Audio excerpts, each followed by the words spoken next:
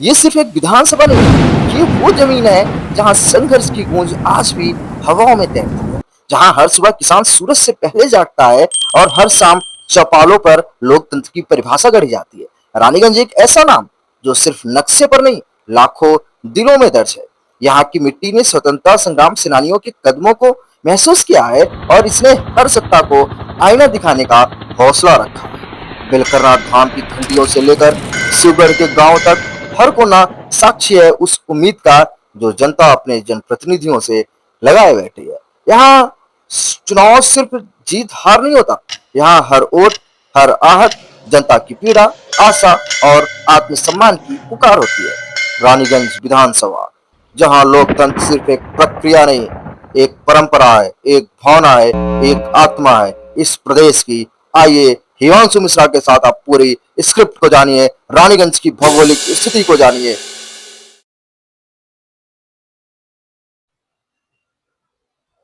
ये सिर्फ जमीन का टुकड़ा नहीं, ये लोगों की उम्मीदों का मैदान है, जहां मिट्टी में इतिहास की खुशबू है और हर गली नुक्कड़ पर राजनीति की कहानी जिंदा है।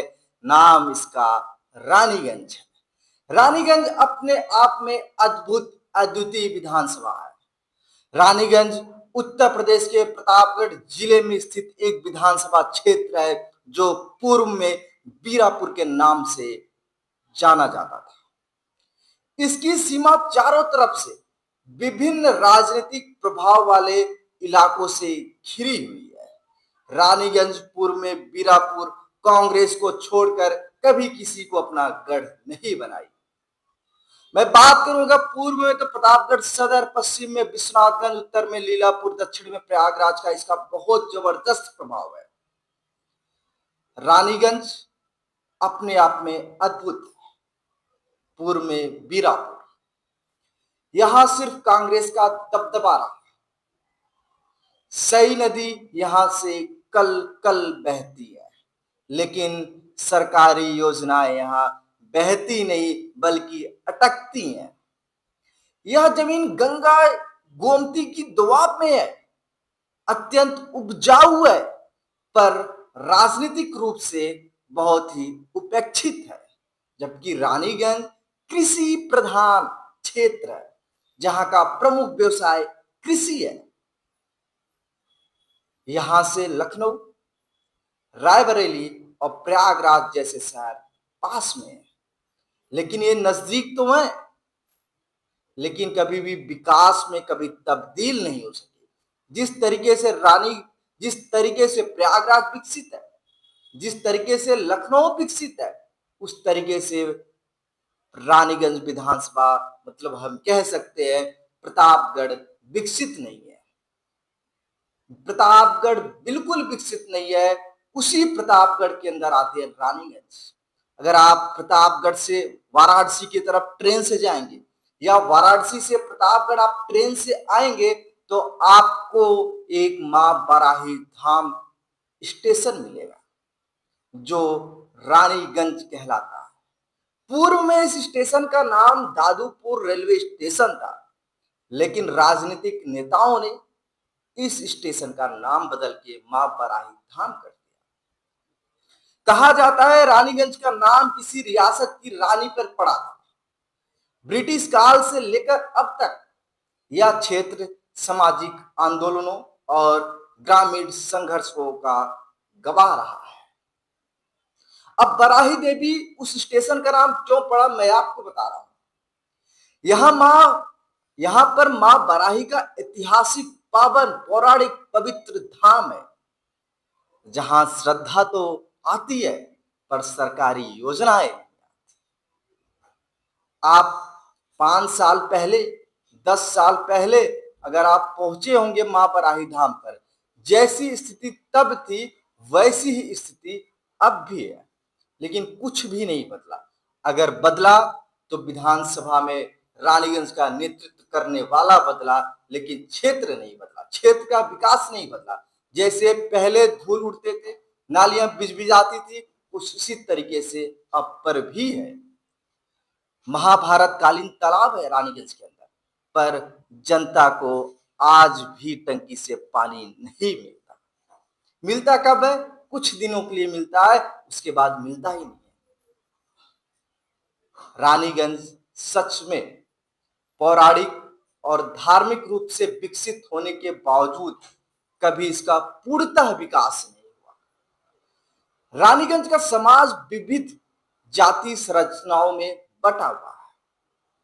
राजपूत, ब्राह्मण, ओबीसी, दलित और मुस्लिम आबादी यहाँ निर्णायक भूमिका निभाते हैं, पर राजनीतिक दल इन वर्गों को बांटते रहते हैं। जोड़ने का वादा सिर्फ भाषणों तक। यहाँ जितने भी नेता हुए, रानीगंज की भौगोलिक स्थिति में आपको बता रहा हूं, जितने नेता हुए उन्होंने अपना अपना क्षेत्र बांटा और उन क्षेत्रों में कुछ लोगों को अपना बनाया, कुछ लोगों को अपना बनाया। यहां शिक्षा की स्थिति चिंताजनक है। स्कूल तो है लेकिन बेंच नहीं है। जमीन, बच्चे जमीन पर बैठते हैं और सपनों को जमीन में ही दबा देते हैं। जैसा कि मैंने आपको बताया कि हर क्षेत्र में इनके आदमी होते हैं, जो नेता विधायक यहाँ के बनते हैं उनके आदमी होते हैं, लेकिन क्षेत्र का विकास करने के लिए नहीं, शिक्षा पर ध्यान देने के लिए नहीं, स्वास्थ्य पे ध्यान देने के लिए नहीं, बस अपना वोट बैंक मजबूत करने के लिए उनके आदमी घूमते रहते हैं। रोजगार और उद्योग की यहाँ पे कमी है। बिना रोजगार, बिना उद्योग के रानीगंज का विकास नहीं होने वाला है। लेकिन कुछ लोग सोचते हैं कि अगर हमारा जय जयकार लगेगा उसी में रानीगंज का विकास होगा। रानीगंज में फैक्ट्री नहीं है और जो नौजवान है वो खेत छोड़कर लखनऊ, मुंबई, सूरत, दिल्ली, नोएडा में पलायन कर गए हैं। लेकिन हमारे क्षेत्र के नेताओं को क्या लगता है विकास क्या है? लोग मेरी जय जयकार करें, फेसबुक पे पोस्ट डालें, व्हाट्सएप पे स्टेटस लगाएं, यही विकास है। लेकिन जबकि रानीगंज की जो रीढ़ है, आपको जानकर हैरानी होगी, रानीगंज की जो रीढ़ है कृषि है। लेकिन किसी नेता ने एमएसपी, फसल बीमा, बिजली, सब पर किसी पर भी ध्यान नहीं दिया तो सिर्फ कागजों पर ध्यान दिया। कागज मजबूत रहे, योगी आदित्यनाथ, नरेंद्र मोदी तक कागज में पहुंच जाए, यही विकास है। कोई नेता किसी के लिए नहीं हुआ, बस हुए जो उनके पीछे पिछलग्गू बन के घूमते रहे, बस उनके। रानीगंज के पूर्व में देख लीजिए, पश्चिम में देख लीजिए, उत्तर में देख लीजिए, दक्षिण में देख लीजिए, जितने नेता हैं सबके अपने अपने व्यक्तिगत लोग हैं जो एक रिपोर्ट करते हैं। रानीगंज विधानसभा प्रयागराज से सटा हुआ जिला है, वो विधानसभा है, जौनपुर से सटा हुआ विधानसभा है। लेकिन रानीगंज का विकास क्या हुआ? कुछ नहीं हुआ। आजादी के बाद से लेकर अब तक या कभी सीट, जो ये सीट है, कभी किसी की गढ़ नहीं रही, सिर्फ कांग्रेस की गढ़ रही।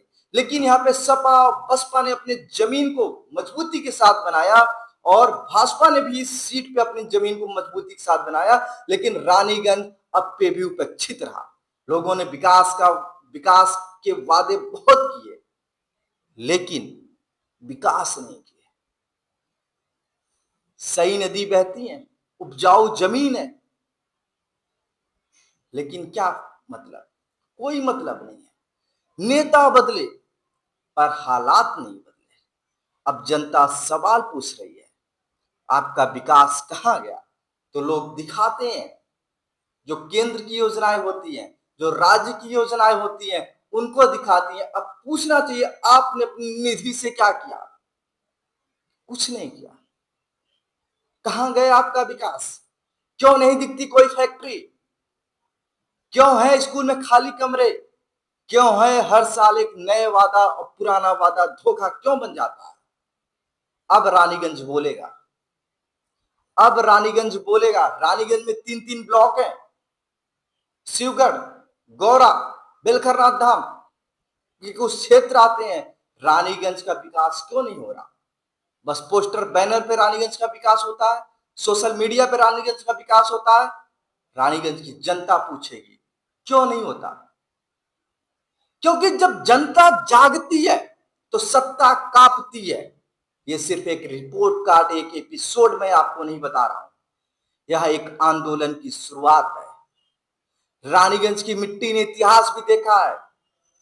यहाँ पे स्वतंत्रता संग्राम सेनानी भी थे जिन्होंने देश की आजादी की लड़ाई लड़ी, लेकिन दुर्भाग्य की बात है उनके नाम पर गांव के नाम भी नहीं है। आजकल 10 किलो, मैं कहता हूं उनके गांव से बाहर अगर आप पूछ लेंगे कि आपके गांव में कोई स्वतंत्रता संग्राम सेनानी था तो कोई नहीं बता सकता। अगर आप पूछ लेंगे कि आपके गांव के बगल कोई विधायक था तो वो बता देगा हाँ विधायक था। अब बारी है भविष्य की तस्वीर बदलने की, क्योंकि सवाल सिर्फ वोट का नहीं है, आपके पूरे वजूद का। रानीगंज वाले जागो, इतिहास, भूगोल, धर्म, शिक्षा, रोजगार और विधायकों का कच्चा चिट्ठा सब खोलो। आप जो आपसे जात के नाम पे वोट मांगने आए, आप पूछो कि आपने रानीगंज के लिए क्या किया। जो धर्म के नाम पे वोट मांगने आए, आप उनसे पूछो आप रानीगंज के लिए क्या किया। जो शिक्षा के नाम पे वोट मांगने आए, आप पूछो आपने कितनी सरकारी स्कूल, कितने सरकारी इंटर कॉलेज, कितनी सरकारी इंजीनियरिंग कॉलेज आपने रानीगंज के अंदर खोला। आप पूछिए आप पूछिए। जब कृषि के नाम पे वोट मांगने आए तो आप पूछिए किसानों के लिए आपने क्या किया। अगर आप पूछना शुरू कर देंगे तो रानीगंज बदलना शुरू हो जाएगा। रानीगंज भौगोलिक रूप से बहुत ही मजबूत है। पूर्व में बीरापुर विधानसभा, परिसीमन के बाद ये बदला और बना रानीगंज विधानसभा। कुछ लोग रानीगंज को बपौती समझ रहे हैं, लेकिन जनता सब जानती है, क्योंकि अब चुप्पी नहीं, इन 7 एपिसोडों में पड़ताल होगी। रानीगंज के लिए जो विशेष श्रृंखला हिंदू राष्ट्र 3.0 पे आ रही है, इसमें सबकी कलई खुलने वाली है, जबरदस्त तरीके से खुलने वाली है। आपको बने रहना है हिंदू राष्ट्र 3.0 पर, और हिमांशु मिश्रा के हर एपिसोड को आपको देखना है। हर शनिवार और रविवार को आप लोग जुड़िए हिंदू राष्ट्र 3.0 पे।